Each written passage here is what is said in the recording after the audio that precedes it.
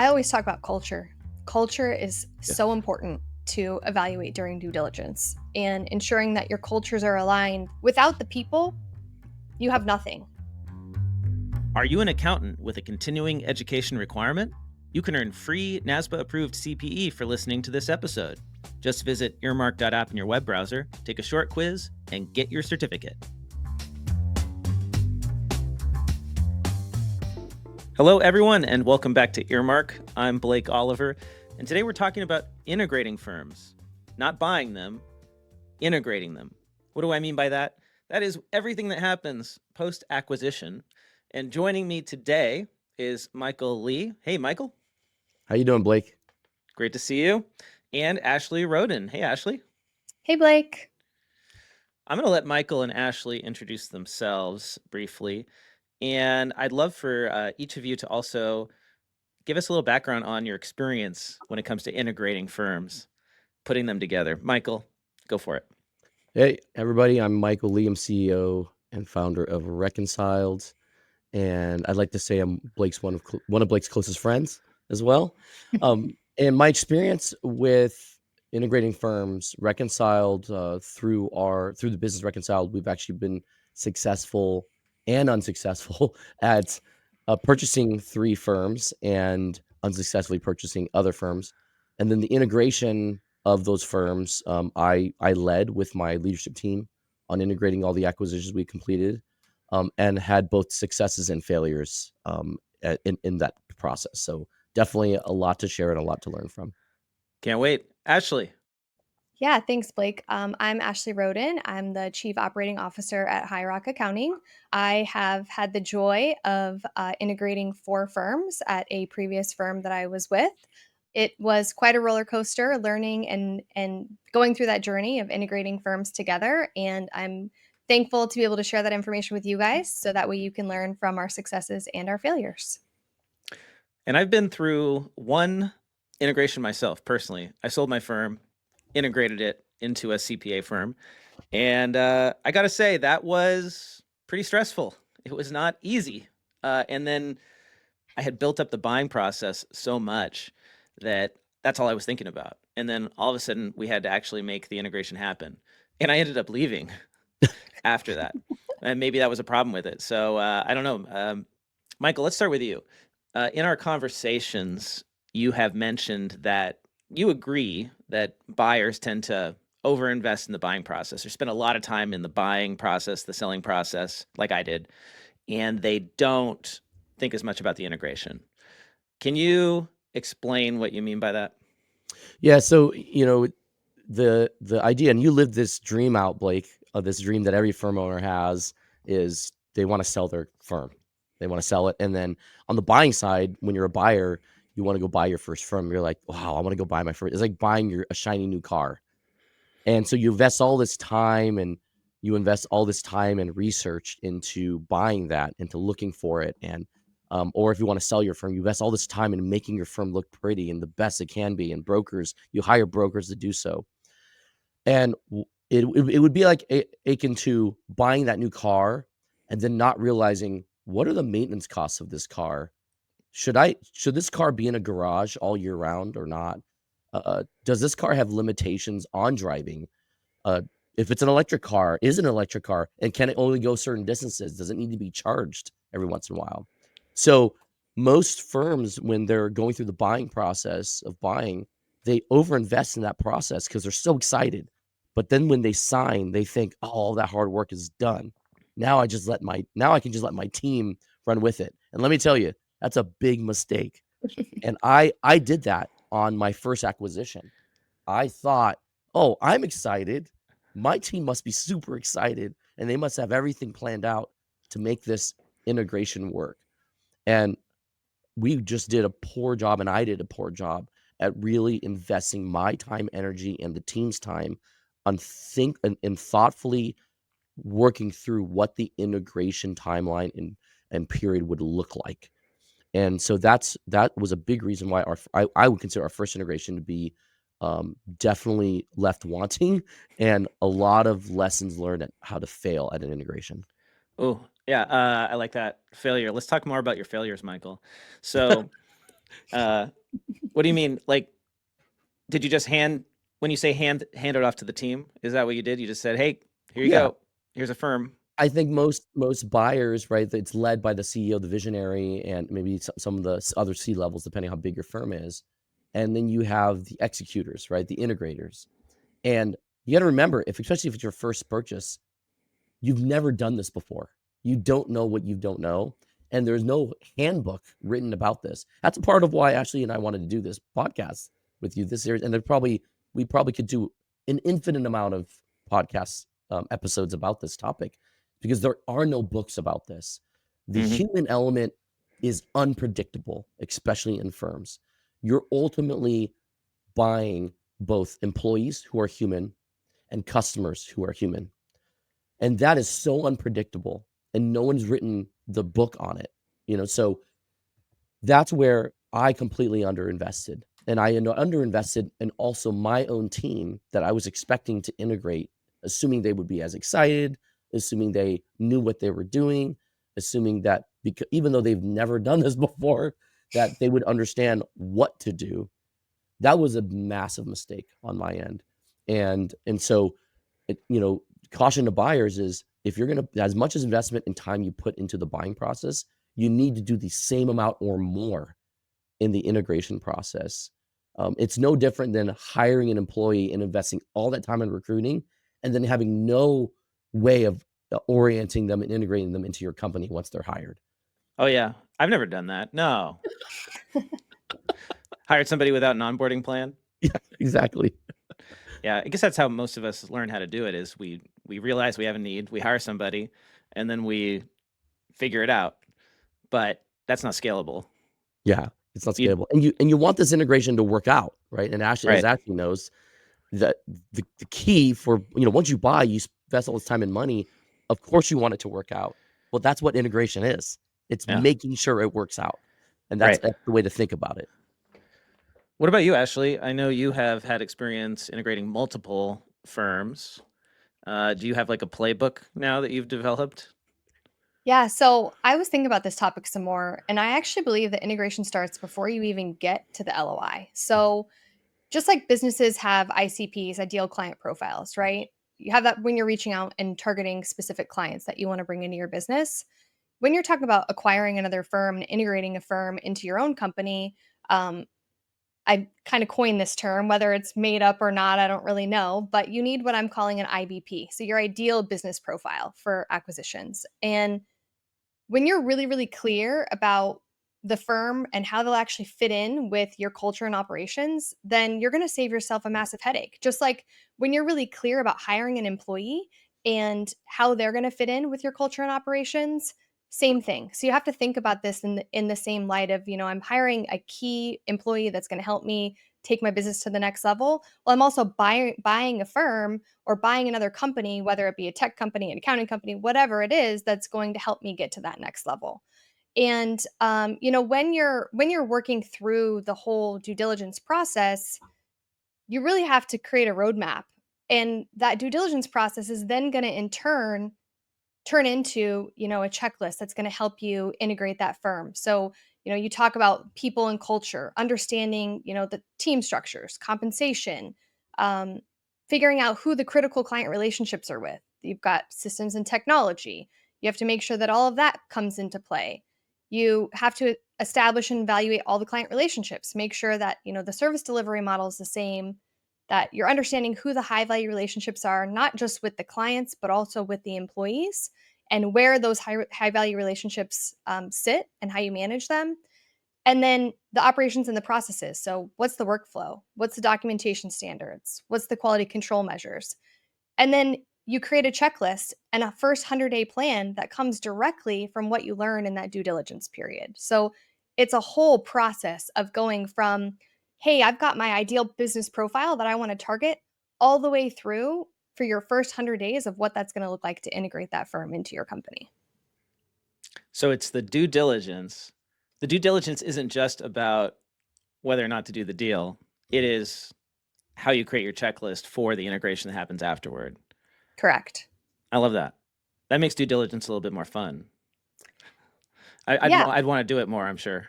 Yeah, Yeah. I mean, you can't just look at the financials, right? You have to Right. go and dive deeper into understanding the business and everything else that's going on. A company could look phenomenal. They could have great financials, but that doesn't mean that they're going to be a good fit for you to acquire them. What about you, Michael? Do you take that approach? Well, we didn't the first time, and what Ashley says is wisdom, and clearly something that she learned and from her experience that in order to be successful, you really need to have that plan. And so in the acquisitions after the first, we definitely took that approach to say, hey, what did we learn from the first integration? What mistakes did we make? And what did we not have for ourselves that we Mhm. should have had? What playbook, what checklist should we have had? What should we have asked in due diligence to make sure it would fit? I love Ashley's analogy. Like, okay, the financials might seem amazing. You might find a firm with 40, 50% SDE or EBITDA, depending on how you look at it. But what's underlying that you dig into the financials? Well, what workflow management system are they using? Is it going to be a beast or a bear to integrate that workflow management system into your own? Are they an archaic one that's not cloud based? What vendors are they paying? And what literal credit cards or checking accounts are they paying those vendors through? Well, those have to transition to you.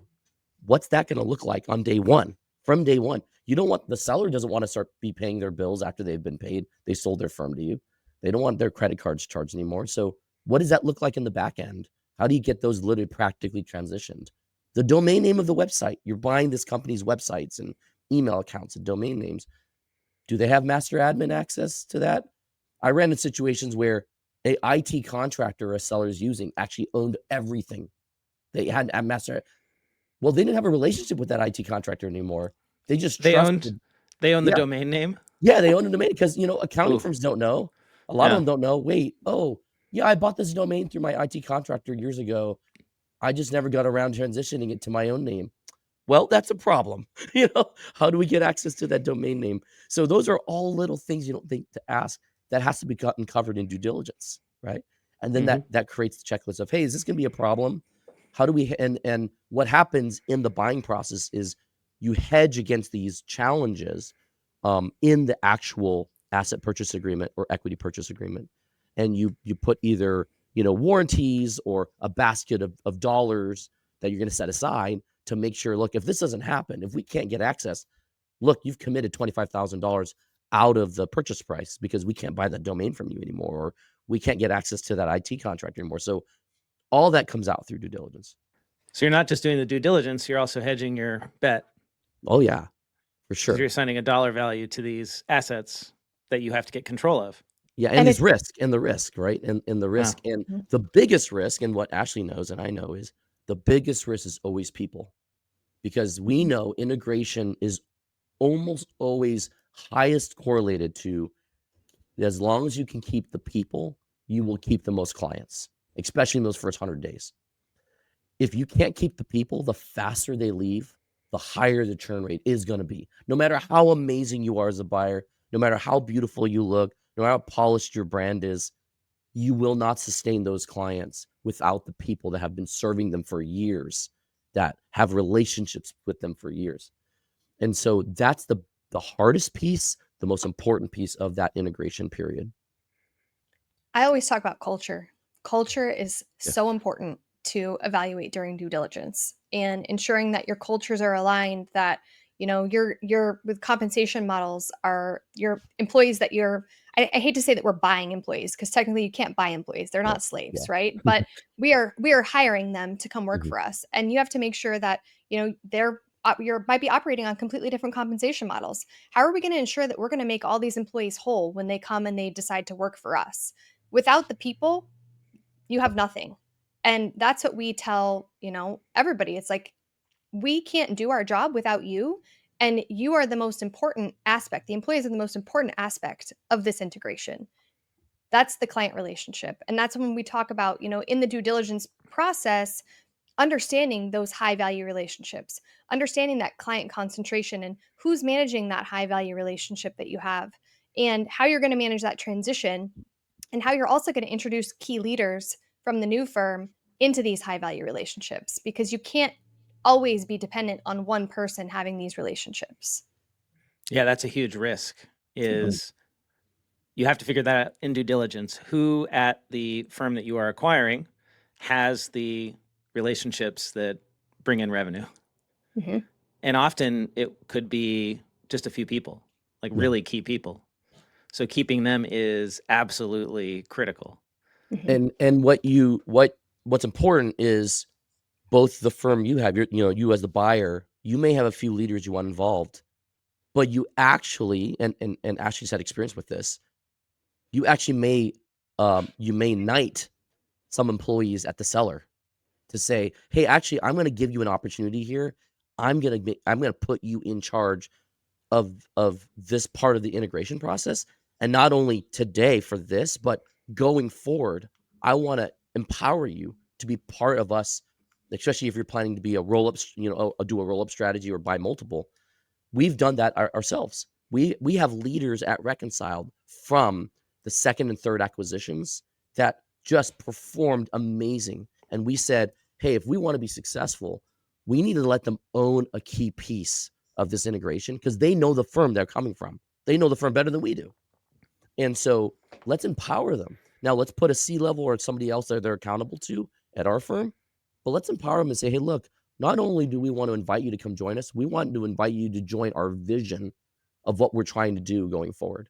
And Ashley's had that same experience with what she's been able to do with the integrations and the work she's done. And it's very empowering because to say, hey, this buyer doesn't even know me, but they recognize a skill set that I could have and a role I could play in this integration.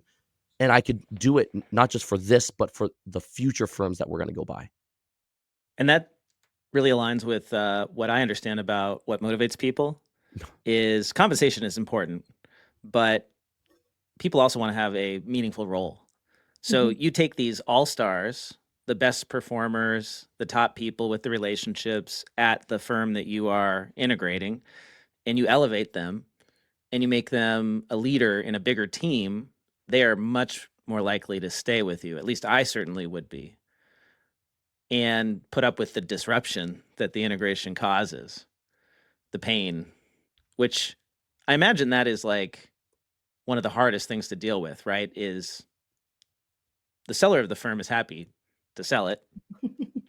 The people who work there often feel the opposite way because change is hard. Is that your experience, Ashley? Yeah, I think it is. So, going from, having been acquired and going from a small firm to an even bigger firm, and then doing roll-ups of other firms along the way, it's a big change. And managing change management is hard. You have to find ways to communicate and communicate in every different way that you can communicate because people learn differently.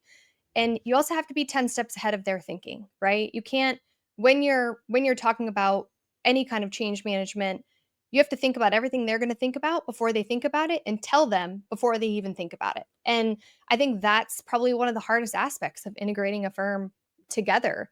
And also being really clear. And, in my experience, we've created timelines and it's like, hey, you can expect that we're going to transition this software between this month and this month. And we expect it to take, 8 weeks, 6 weeks, whatever it is, the timeline is. So that way they know what to expect. The employees understand what's coming and they can be really aware of, hey, I've got, this client work that I'm focused on. And that's their main priority, not your integrations that you have that you're working on. So that way your systems all roll together properly. So setting realistic expectations, communicating really clearly, and thinking 10 steps ahead of the employees is probably the best thing that you can do when Mm. integrating a firm together. Yeah, I think that the assumption buyers make all the time, including myself, and I made this mistake.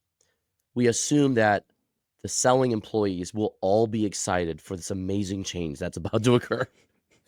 And that is just not the truth. It's the Now, opposite. some will be in the because they love change. But we all understand the general nature of most accountants. They didn't go into the accounting field because they love change every day with their job. They go in the accounting field because there's consistency, there's rules, there's a science behind it. It's it's scientific, right? That's why the BS in accounting is a science degree. Yeah. And, There's a yeah, lot of variety in the job, but the yes, job itself doesn't change right. There's too much. rules, There's right? stability in the Exactly. job. Yeah. And most firms you're going to buy, most firms that are being sold, they haven't had a lot of change. They've been centered generally in one office or one metro. They've had the same clients for many years. The owner's been consistent about the way they've operated. So now you, as the shiny new buyer, comes who is all about change. And this is not going to be just the first and only. This is going to be one of many firms you buy, most likely. And so assuming that everyone's going to love the change is a bad assumption. And you've got to do, as Ashley said, everything in your power to communicate or have a plan of communication ahead of time. The other thing you're working up against is you and the selling owner, have had many months, if not a year, to talk about this purchase. But you as a buyer will almost always never get a chance to talk to the employees until after the documents have been signed and the money's been wired. It's very rare. It's very rare if you ever get to. Yeah. Let's talk about that Yeah. because I have seen it both ways. And I will tell you that if you can get some reassurance in your seller that this deal is going to close, and the seller will allow you to communicate with the employees ahead of close, your success rate in integrating those employees on day one will be 10 times what it was if you have to communicate on the day the business closes. People don't like surprises. They Right. want to know, they want consistency, and they want to know, and they want time to think about what's happening and what's changing, and they don't like a rush decision of, "Hey, guess what? Surprise, we sold the company and now you have to sign a new employment agreement because they're your new employer and you have to have this done because otherwise you're not employed because the other entity doesn't exist anymore." So if you can get some confidence, and Michael's right, a lot of sellers, they won't, because they're afraid that the deal's not going to go through, and then their whole team's going to know that they're thinking of selling, and then they leave, and then that jeopardizes the client relationship. There's so much that goes into it, but if you can get some solid confidence in the seller, I highly, highly, highly recommend that you have that communication with the new employees, or the employees that you're going to hire from the acquisition before close. Yeah, I agree with Ashley on that. We had that on our latest acquisition that we did, our third one, and the seller had confidence and was able to introduce us. There are more employees around from that acquisition than the previous two, and it's because they got a chance to get insight and hear about the culture and hear about the plan months before the close happened. Mhm. So that ability to communicate and not create this surprise the week of close and not create this pressure of you've got to sign the employment agreement within 24 hours or you don't have a job. That's a lot of pressure after hearing the news that your company was just sold that you've worked at for 10, 15 years. All these things are swirling through your head as an employee. What happens to the clients I build these relationships with? Do I keep the same clients? What about the office I go to?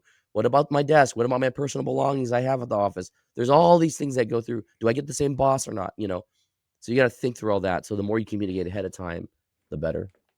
It doesn't have to be all the employees either. Yeah. Like Yeah. a lot, it could just be your key employees, or the leadership team that you're bringing over, and getting their buy-in, because the rest of the employees, they're going to look to their key leaders for guidance. They're going to look for reassurance from other people. So, if you could get a seller to bring in some key leaders that can help during the due diligence process, they're also going to be able to provide a lot more value than the business owner, who might not be involved in the day-to-day aspects of the business anymore. And that's what then helps you through the due diligence process, through the full 100-day checklist integration planning, because you have the true institutional knowledge. Okay, we need to identify leaders who are going to help bring the firm over, integrate it. Let's walk through those roles. It's not just, well, if it's a small firm, maybe it's one person, but chances are there's going to be multiple people involved here, right? There's multiple jobs to do. We've been talking about how people is really the most important thing. So why don't we start with that, the HR? And that has to happen right away, because as soon as that deal closes, the entity doesn't exist anymore. You got to move people over, right? So is that where we start? HR, payroll? Yeah, I think it's a really important part, and I'll let Ashley talk more about this, especially since she has experience not only as a as part of the buying process, but also as part of the being bought and being an employee that gets an offer letter, right? Don't assume the person, the HR leader that you have at your company knows what to do. Mhm. You need to coach them through this. I had to coach my HR director that was at the top was around for the first couple of acquisitions, because again, all your leaders, this is oftentimes the first time they've ever done a purchase. So we had to literally walk through a timeline of what does day 1, day 2, day 3, day 4, day 7, week 2, week 3 look like in her role, and what will she be expected to handle and what will she not be expected to handle. So that's really, really important. And because it involves the people, you want to ask, okay, is she making the offers? Am I making the offers? Is the seller making the offer letters? That little detail is really important. And then what's being said to them, and what timeline are you going to give those employees to be able to accept that offer letter? So all of that is really, really, really important. Actually, you have a lot more experience in this from both sides. Yeah. Yeah, so I think in my experience, having a really clear communication plan. So as part of, your draft close plan, you've gone through your due diligence process, you feel confident in the company that you're buying. Well, great. Now it's time to switch gears. And it's, hey, what are we going to do on day 1, day 2, day 3, day 4, day 60, day 100? And that's when you really have to create ownership within your team. Creating client communication plans, employee communication plans, um, you know, a FAQ for things that might be asked. That you can again think 10 steps ahead of what the employees are going to be asking you. And another key aspect too is the money. We're concerned about the money, so it's not just the people; it's also the money. So operationally, how are you going to ensure that you're collecting all this revenue that you have coming in? And how are you going to ensure that the seller's not paying for anything anymore? And that's where you really need to take your leadership team and assign very specific roles and responsibilities in your 100-day checklist that you're going to create, that's going to outline, and it's going to have really clear instructions, because you cannot assume that everybody knows exactly what they need to do. So if you're doing an asset purchase and there are deposits going into a bank account, but that entity doesn't exist anymore, what do you do? You need that money, and it might Yeah. be a bunch of ACH payments. Yeah. So how do you do that? Yeah. It's So it's yeah, messy. it's very Do messy. From a Yeah. practical standpoint, inside the agreement, you're going to outline a clause that says buyer and seller will be collecting and paying for things throughout, post close, and that has to be reconciled about once a week, once a month, whatever rhythm that you want to take, but that neither buyer nor seller are keeping or expending more or less what the agreement says should occur. So it's almost acting like escrow. Got it. The seller's acting as escrow, and you as a buyer are also acting as semi escrow, because there are things that you're going to have to make sure you pay for, but the seller paid for, because the card gets charged the day of close for a certain vendor or whatever, Right. and the seller goes, "Oh wait, I forgot about I this one." see. Right. So yeah, So the seller's entity stays open so that you have access to these bank accounts and credit cards. And in the agreement, you just set up access and the legal obligation to transfer the funds and hmm pay for the credit card, that sort of thing. There's a lot of do to, do from, yeah, and reconciliation. Good play on words, Michael. Michael's firm is called Reconciled, for those who don't know. Excellent branding there. Okay, yeah, getting people paid, super critical. Don't want to miss that first payroll. You want to establish confidence, and 100%. missing payroll doesn't do that. Okay, let's talk about. Well, we actually did already talk about the next item on the agenda, which is paying the seller's expenses, getting access to financial systems. So, yeah, if it were me, I would want to be able to like get into that bank account, right? The seller's yeah, bank account. If the deposits are coming in there, get them to agree to that. So it's not actually the bank account, because you're doing an asset purchase, right? So they still own the bank account. It's more that you're Right. getting into the billing software and you're making sure that you're rerouting all the billing and changing that ACH information from their account over to your account. It's updating, if there's any rev share components that are making sure that those are then redirected to you. It's um, going in and updating all the subscriptions to make sure that you're being charged for them instead of the seller. Looking at and updating addresses on invoices to make sure if you don't have ACH, that the clients know where they're supposed to mail a check to if they're paying you via check. There's a lot of different systems and processes, and then that goes into the operation and understanding and back to the due diligence of, hey, what software are you using? How are you using this? What is it used for? What do you pay for? How many licenses do you have? Really getting into the nitty gritty of what is helping them to operate their business. Yeah, I should probably make a spreadsheet like that for myself. We've tried to like list out everything that we pay for, and I feel like it's never complete. It's crazy how much firms spend on tech these days. I read in accounting today that it's like 20 to 30% of firm budgets. Is that right? That sounds like a lot. It is a lot. It It is a is a lot. lot. Yeah. It's a lot. It's So that's more than you typically spend? I mean, it depends. Oftentimes you're augmenting human beings because of that technology. So you're saving on having to hire additional workforce. I tell people there's certain tools. I tell people if I didn't have this tool, I'd have to spend $100,000 a year, 200,000 on staff just to do what the tool does. Yeah. So that's what you're augmenting. You're actually saving money if you think about it. Yeah. It makes sense if that's what it's doing. I just think it's remarkable how quickly it's growing that budget for IT, because I feel like when I was practicing, it was like 10%. And we're already like, it's doubled in 10 years. Which is wild, but it makes sense that it would if you can't hire people. I mean, if you can delay hiring people using a tool. Yeah, and speaking about IT, you mentioned IT. Yeah, that's also one of the steps is that small firms, and maybe you as a buyer, you may not have a dedicated IT person. Maybe you have an IT contractor. Maybe the firm you're buying has an IT. I mentioned that IT contractor. So, one of the things you got to figure out is how do we gain master admin, kick everyone else out access, right? How do we get that as the new owner, and how do we ensure the seller can give us that? Because it's not guaranteed they can, and sometimes if you forget to ask, do you have master access? So you're talking about QuickBooks Online Accountant, the proposal system. If you're using Xero, Xero's accountant, Bill.com, right? The AP system, the invoicing system, Gusto, the payroll system used for clients.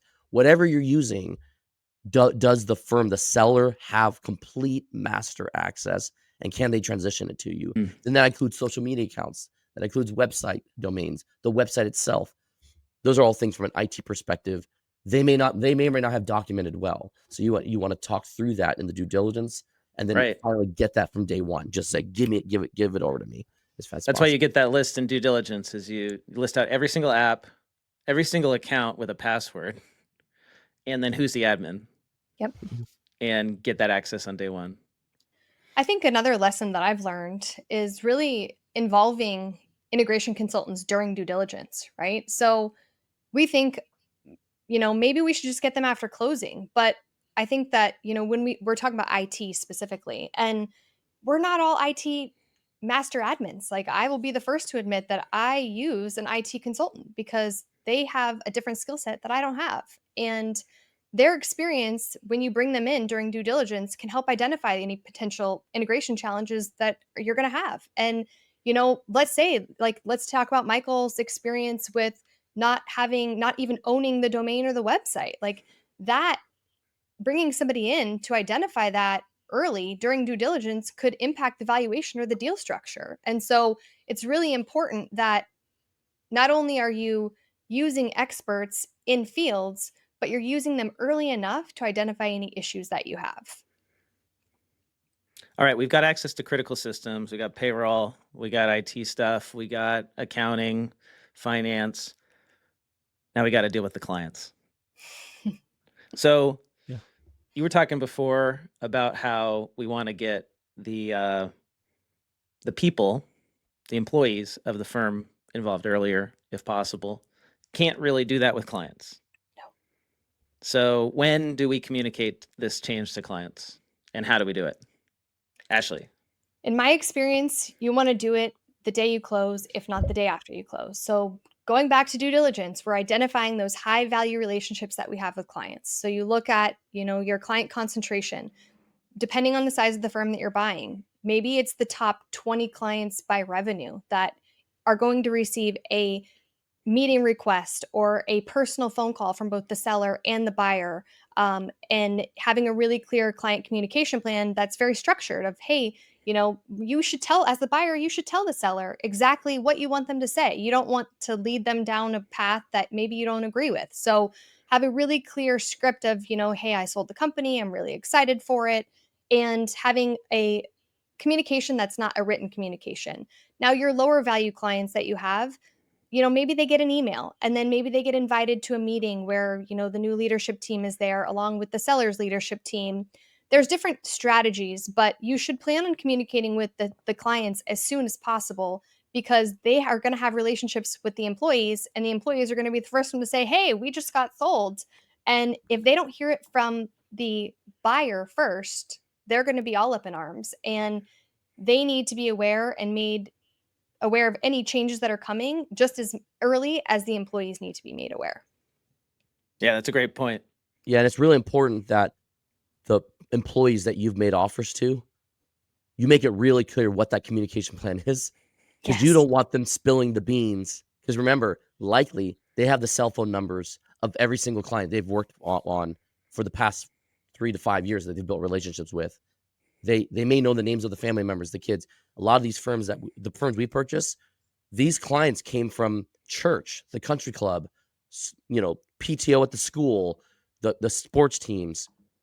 These are real relationships. These are in the community often. And so unless you're only buying virtual firms, most firms for sale are local community-based firms. And so you're not the seller of that firm isn't the only one with those relationships. It's really those employees. And you want to have a agreement amongst all the team members who is going to communicate and how. And if you don't want those employees saying anything, then you make it really clear, do not say anything. And if it means accountability on whether or not they keep a new job, then you say that. Because at the end of the day, all this integration, as we've talked about, the goal is keep people, keep customers. You will not be successful if you can't keep customers. There's no revenue coming in. And so keep people and ultimately keep customers. And every single piece of the step through this process is to ensure all that occurs. And to make sure that happens, often one of the most important people to get involved is the seller. The seller Mhm. can smooth this over with clients that they've had a relationship with for years, if not decades. What are your expectations for the seller being involved after acquisition? Michael, you and I have talked about this a lot on previous episodes, so I'm going to let Ashley give her take. I think it could be different depending on the deal structure, right? So you could be, as the buyer, you could be hiring the seller to take a role within the bigger firm, and or it could be, hey, the expectation that's built out into the APA is that, we expect you to be available as a consultant during, a specified transition period, but they have to be in agreement to be on board and to be able to communicate and effectively help you smooth over and win the client relationships, whether that be them coming on as an employee to work for you or working through a transition period. And I have seen it go both ways in my experience. And I don't think there's one right way or another, other than that you need their buy in and you need their support to help you during the transition. Michael, what about if the seller does not meet their obligations? What kind of contingencies? We've already talked about um, maybe some like specific provisions in the due diligence for access to systems. What other Yeah. contingencies related to the seller's obligations do you include? Yeah, there's a lot of obligations they got to think through that the seller is providing warranty to, and that's going to be language in the agreement. There's also a holdback. Oftentimes in a purchase, there's a dollar amount that's held back, whether it's 50% of the purchase price, 20%, 30%, and that might be tied to the performance of the customer staying on, or might be tied to other variables that you're gonna tie the purchase price to. So you do want to make sure you hold the seller accountable. And remember, no matter what amount you gave them up front, whether it's 50%, 20%, 100% of the purchase, they've just got a large chunk of money in their bank account. And depending on the seller, they may be checked out at that point. They may not even care about the remaining amount. And you've already wired the money, right? So you got to think about that and how to hold them accountable. And that's all outlined in the provision. But the best thing is constant communication with the seller. If your goal is to have them involved, even for a little bit of time, make sure you lay out expectations. Make sure they know the role that you want them to play and the role you don't want them to play at all. Mhm. And that they're not going around circumventing the success of this integration. Most sellers believe they know better on how the integration should go and what you as a buyer should be doing with your business. Most sellers believe that. And I know that because that's after talking with 3 companies that I've bought. They all have an opinion on how you ought to do things. But you have to remember, they didn't buy your practice, you bought theirs. And so oftentimes you have to sit there with a smile, take their advice and go, "Hey, thank you for that thought. I'll consider it as we go forward with this plan." But you're ultimately the buyer. You have to figure the buck stops with you. They're not at risk oftentimes because they've gotten their money. So that's really clear communication is important. So there are many thoughts on how to do a firm integration. And so it makes sense that the seller would have their ideas of how to do things, but we're going to have ours. And so let's talk about the 2 main ways that the firms get integrated. Um, and actually the kind of the 2 approaches that private equity is taking to roll-ups. So the first is a full roll-up, and the second is a platform approach. Ashley, what's your experience? Full roll-up or platform approach, and can you describe it? Yeah, so a full roll up experience is where you buy the firm and you integrate everything into one unified platform. So, what's really great about this approach is that you're getting all your data in one place. So, there's no more headaches from you trying to pull reports from 5 different systems, reconciling different ways of doing things. Um, there is a drawback to that. Depending on how big the firm is that you're buying, integration is not should not be taken lightly, right? The IT stuff, Yeah, the having to yeah, get everything, switch everything. over all the systems. What if you bought a firm that's on Zero and now you got to move them all over to QuickBooks? And Or how about they're on legacy QuickBooks Desktop and you have to convert them all to QuickBooks Online? Like, there's so many different yeah, things and aspects that you have to take into consideration, and it could take a long time. It could take months, to get a firm, a big size firm fully integrated in. So, you have to think about not only the team, but also the clients and how these changes are going to affect them and their experiences with the company. And you don't wanna make any changes that are going to affect the clients within the first 6 months mm, in my opinion. You wanna just kinda let things ride and let the dust settle a little bit, let them get comfortable with the new ownership, let them see that their people are still there, um, and then slowly start to make those changes and start chipping away at really the internal systems first and then the external systems later.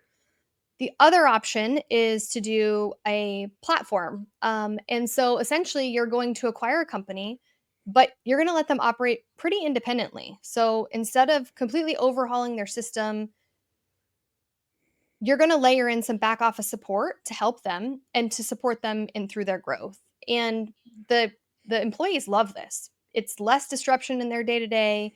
They get to keep using the tools that they love, but this is something where you need to go back to that due diligence period and make sure that that's the approach that you're going into due diligence with, that it's going to be a platform firm and that they're going to be able to work effectively and efficiently in their systems that they're currently using. And if they're not, then you should reconsider how you're going to integrate them in. A drawback to the platform is that you don't have these integrations. You don't have a way to pull a report from one system. So you're going to have to figure out a way to build out dashboards and create KPIs that are going to come together in a way that makes sense. So at the parent level and the parent company, you're able to report effectively and efficiently on the data that you need to provide and the metrics that you're tracking. So I've seen it go both ways. I can't say that there's one that's better than the other. I think You just have to know what you're trying to achieve before you start the due diligence process, because the outcomes are vastly different. Michael, do you have a favorite? What do you do? What's your We approach? we give a period of time for post close for the firm and for the reality of this purchase to settle in. And when we did our first acquisition, we really tried to speed up the integration and get the selling employees to just transition to all of our systems as fast as possible. That was a mistake. So on a case by case basis, as Ashley says, you really want to take an approach of what is the firm culture like? Is it an old school firm where things move slowly? You might have to take a slower approach. If it's a more modern firm where a lot of younger demographic, they love change, they're excited, maybe you could take a faster approach. Ultimately, we believe that our brand, Reconciled, is the stronger brand of the firms we buy. So our goal is to eventually integrate them into one platform, and that's our goal ultimately. Just the time frame it's going to take is going to be a little different by the firm we purchase. I think the other aspect of that too is, if you're buying a firm that has a pretty recognizable brand, then that's why you would consider doing a platform versus a full roll-up. Got it. They've got a good brand. They're well known in the local market. You don't want to throw away that value. Exactly. Yeah. Do you ever see sort of a hybrid approach where you have the platform for the brands, but you have all the same systems on the back end? I guess that's not really possible, is it? You can With have most of some these. systems, Yeah. but Yeah. I think specifically, especially when you're talking about different niches, that they may be using something that another like vertical would not be using. And so that's where that specificity in the technology comes into play, where you might need data from that other system, but it doesn't apply to the Mm. other verticals that you're servicing. And so you wouldn't do that. You wouldn't take that expense and put it on the other employees, because why do that?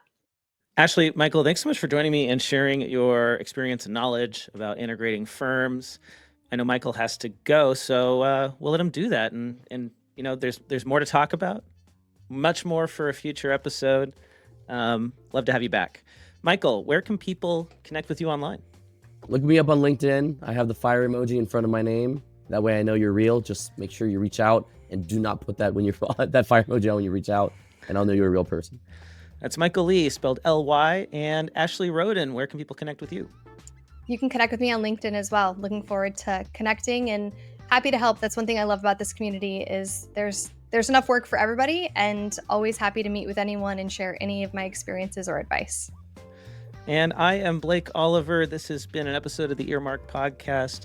Don't forget that you can earn free CPE for having listened today. Go to earmark.app, get the free app, find the Earmark Podcast channel, find this course, register for it, take a quick 5-question quiz, and you've got your continuing education requirement already 1 hour done. Ashley, Michael, thanks for joining me. Great to talk to you. See you again soon. Yeah, thank you. Thank you.